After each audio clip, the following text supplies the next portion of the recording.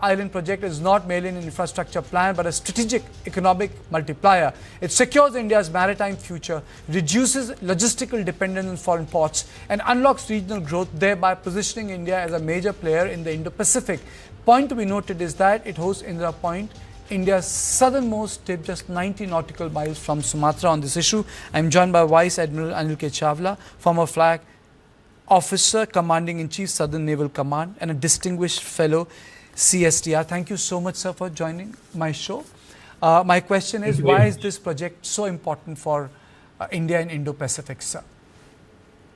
I think it to be seen in the larger context of the emphasis that the government has given on the development of India's island territories, which are really strategic outposts, which we are very fortunate to have. So on both coasts, as you're aware, we have the Andaman and Nicobar Islands on the east coast and the Lakshadweep Islands on the west coast. And for many years, we have not been able to really utilize the potential of these islands. So for almost the last, I would say 15 years, the government has set up the Island Development Authority to ensure that we realize the potential of these islands in various measures, which includes the defense potential that they have, which includes the tourism potential, the fisheries potential, and indeed many other factors that can make them self-financed and indeed contribute to the government's revenues rather than just being supported by the government. So this project that is being planned and now which has received the Green Tribunal's clearance is part of this larger design of using our islands most gainfully. And I think once this project is conceived, hopefully it'll become a transshipment terminal, particularly for the east coast of India and the Bay of Bengal countries. So it is the future-looking project. It will obviously take time to develop, and it will need to be competitive also to ensure that traffic comes in there. But I'm sure over a period of time, as it matures, it will provide the much-needed fillip to the shipping and the commerce that India is looking for it to provide.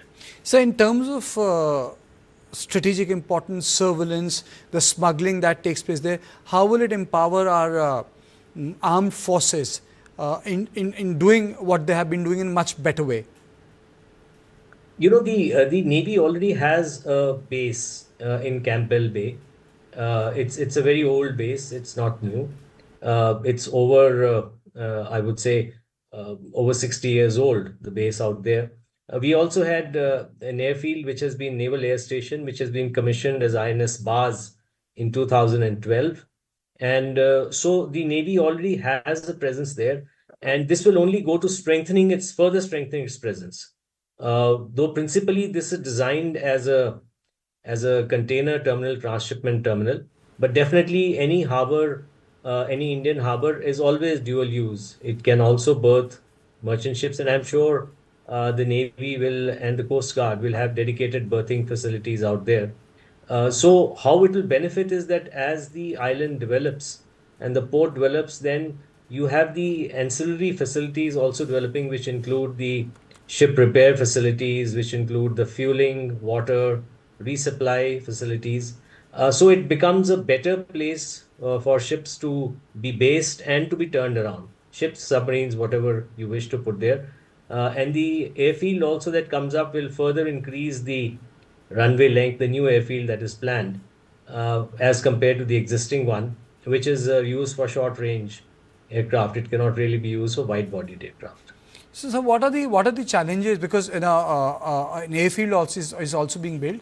What are the challenges of actually securing, protecting, manning the entire chain of islands of Andaman and Nicobar? Basically, it involves setting up the infrastructure and supporting it. So largely what happens is, for example, basic items like electricity, it has to be generated. You don't have mega power plants there. You don't have. So now the government is looking at green energy to power the facilities on the islands. So power supply is one, water supply is another. So while there is enough rainfall and there are catchment areas, this would ensure that you have sufficient water that's available. Then, of course, is basically the building of the infrastructure. So everything has to be brought in by ship. So these are the challenges. I mean, on any island, not just these islands, any island territory in the world has these challenges. So, for example, if you want to build a harbor or runway, you have to get in the cement and the other concrete and other stone mix, etc., that's required. That has to come in by ship.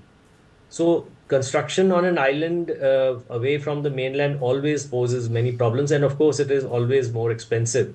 So all these are the challenges that will need to be overcome in order to construct this. And then, of course, is the challenge of maintenance. Because if you want to keep people in a place that is remote, you have to build up the infrastructure, you have to build up the housing, the schooling, the medical facilities, if families are to come in there and people have to have stability. So, I mean, it's like virtually settling a new mini city in a greenfield location. So basically, you're saying that it's going to be a very, very challenging task. It's not going to be a run-of-the-mill project. Why I think it's part of the project plan. It's not that it has not been foreseen, and that's why the cost is what it is. The other challenge, of course, the environmental challenge has now been overcome, and the adequate safeguards are supposed to be in place as per the NGT's sort of decision. So I think the main thing now would be really to do this. So it'll be a slow going, as it is in all island territories in everywhere in the world, and there will have to be, I suppose, a new project team or a body which is set up to execute this project. Absolutely, sir. Thank you so much. Thank you so much for joining me. So this is a great day for Andaman and Nicobar. This project has finally been cleared. It's a project where more than 92,000 crore rupees will be invested. A transshipment port will be built. Obviously, everything will be under the control of the Indian Navy because it's a tri-service command. And the important thing is that the idea is to move away from our dependence on the Colombo and the Singapore port, and it will give a great advantage to our Navy, whereby in terms of monitoring, in terms of being there, it will be much able to dominate the seas around the Andamans. So this is all I had on 1.3. Thank you so much for being here. I'll join you at the same time tomorrow, which is 7 p.m. Good night.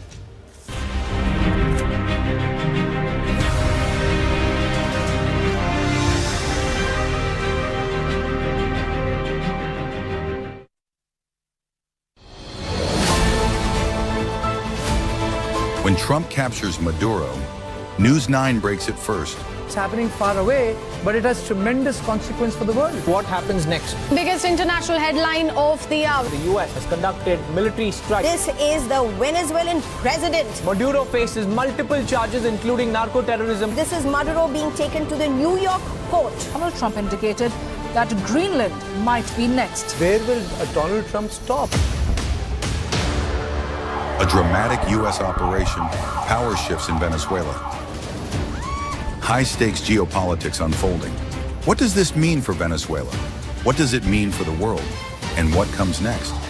On point with the facts, unmissable insights. In your interest always. Fastest alerts, hard facts, 360-degree analysis. From breaking news to deep dives, when the world changes, News9 leads. News9, always on top.